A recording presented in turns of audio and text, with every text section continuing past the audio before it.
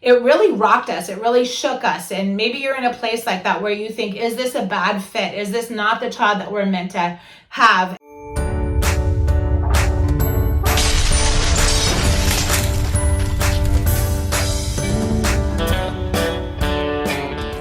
Foster care, trauma, and tips and tricks.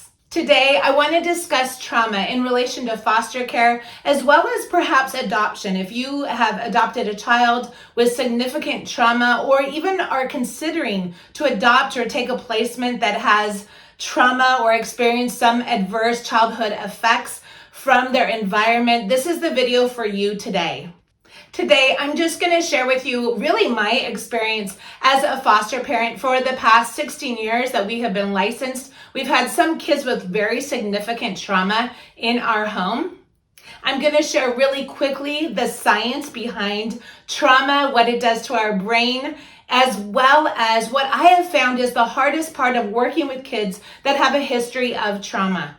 Third, I'm going to share with you tips and tricks that my husband and I have found that have really worked with the kids in our care. They're not always successful. This isn't a perfect formula to fix the child that's in your care. But from our experience, these are things that we have found that are very practical and very beneficial to the kids that have been in our home. And then finally, I'm going to share with you my final thoughts. And in that, I'm going to share with you a couple of scenarios of the kids that have been in my care and really their trauma and how those situations were resolved or not resolved. So make sure to watch to the very end. If this video at any point inspires you or encourages you or helps you, make sure to give it a thumbs up, like it, subscribe, and make sure to ring that bell for future notifications of more videos just like this one. Let's get started. So let's start off by defining trauma. What is trauma? Trauma, by definition, it is something that has been deeply disturbing or has severely negatively impacted another human being. The second definition is physical harm. So what are some examples of trauma for kids that are in foster care or potentially kids that you may adopt? And one of those, of course, is any kind of physical abuse to a child. That would be defined as trauma. In addition, childhood neglect, so not meeting the basic needs of a child, that also creates trauma in that child. Trauma can also be in utero, so it can be even before a child is born. If they're exposed to drugs or to alcohol or even to abuse that maybe has harmed the fetus, that could be an example of trauma to a child prenatally. And lastly, scientists have noted that there is a severe brain chemistry alteration to kids that have been in foster care or in multiple placements or have been institutionalized. So what does trauma do?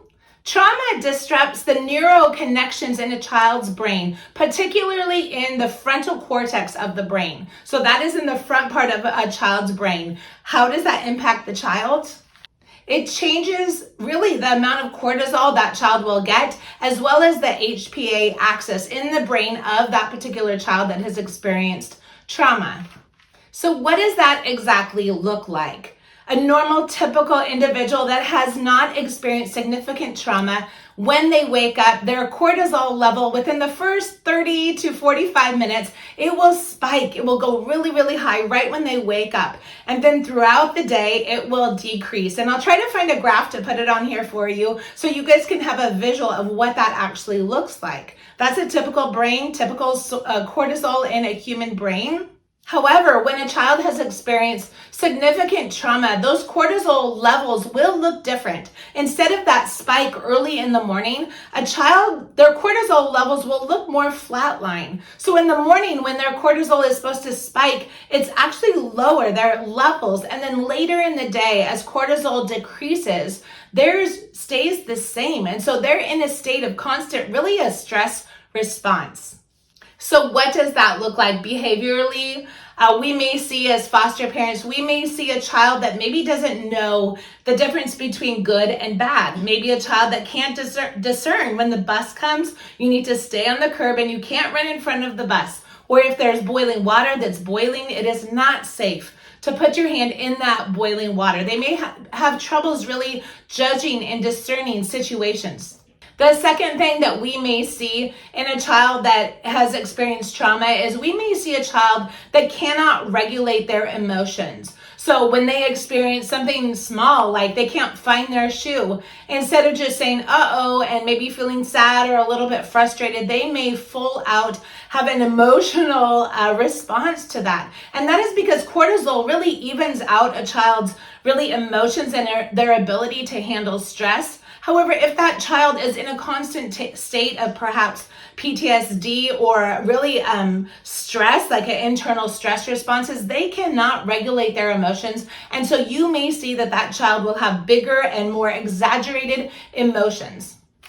These kids can typically be in a constant state of stress. And can you imagine that? Have you ever gone through a season of extreme stress? Maybe there was a loved one that was sick, or maybe you experienced something that was really difficult or hard, and there were months or maybe even years of ongoing stress. How did that affect you? How did that affect your body, your ability to think straight or to be able to handle things in a really emotionally stable way? That is how foster kids or kids that have been institutionalized or kids that have been in the system may be feeling. So behaviorally, we may see kids that come into care with post-traumatic stress syndrome, PTSD, with anxiety, extreme anxiety even, ADHD, ADD, depression. We may see kids that come in with behavior disorders, such as oppositional defiant disorders. And that is because of the trauma that they've experienced prior to coming into your home.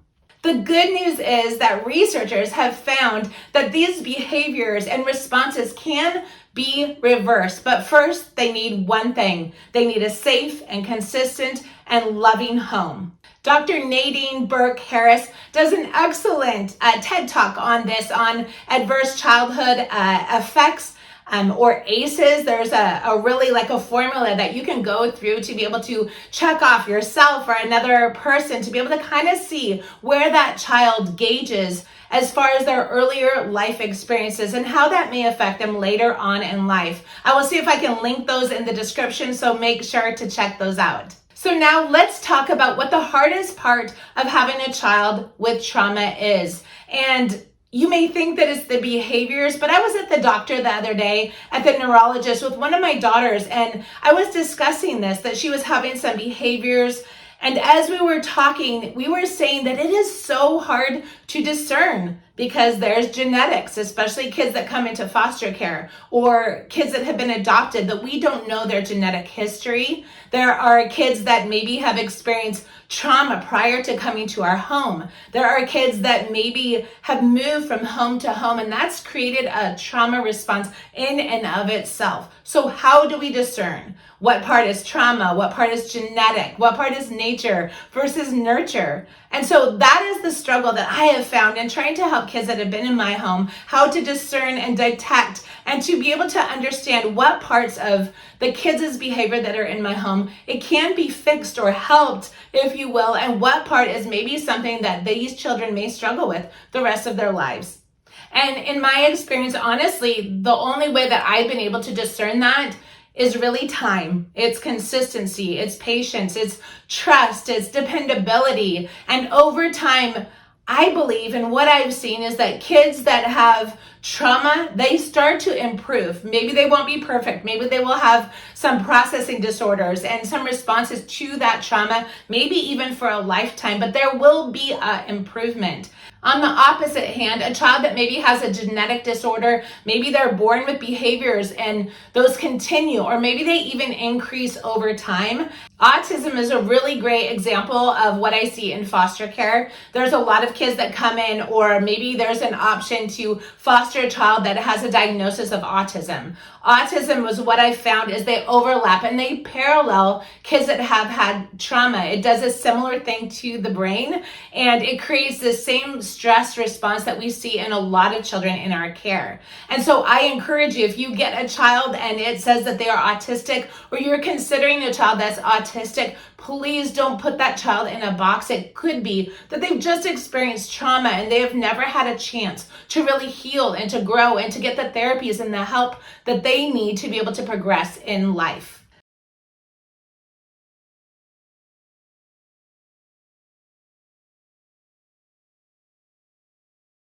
Go out, live bold, and be brave. And again, we'll see you next time. Thanks so much for watching.